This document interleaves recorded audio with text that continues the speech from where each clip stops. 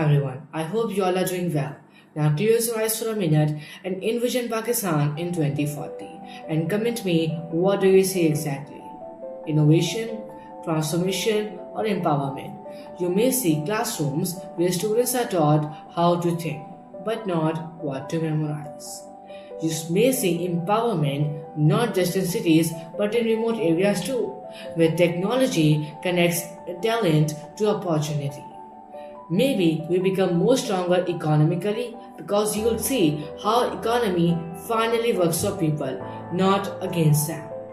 In this Pakistan, borrowing is tied to productivity, not pressure. Loans fund education, infrastructure, and innovation. As a nation, we learned an important lesson that no economy can stand tall. And what if I tell you that this transformation that came through collective momentum is still just a dream? Because our current situation completely rejects the idea of Pakistan as a developed country. Pakistan's debt situation shows high public debt, around 80.60 trillion, over $280 billion rupees as of May 2025. Recently, Pakistan's inflation rate is reduced to 5.60% from 6.10% in December. Our country continues to run a trade deficit with high imports of energy from China, emerging as our largest trading partner. In addition to this, as data of late 2025, Pakistan's poverty rate is projected to 22.2%, while our human capital gap indicated the low human capital index that is projected to 0.41.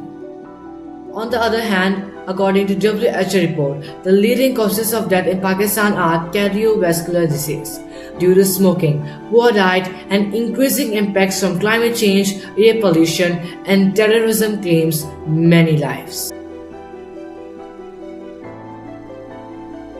Now, take a deep breath with me because understanding the future requires us to face the reality of education system in Pakistan today.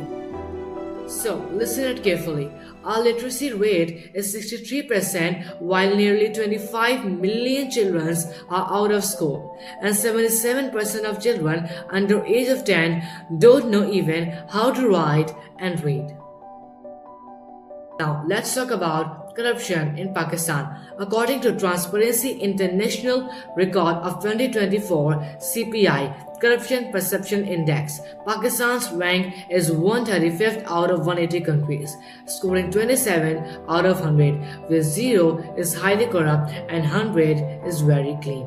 Tell me honestly that if weak education, outdated technology, or fragile economy, and if corruption exists together, so how can we envision Pakistan as a developed country by 2040?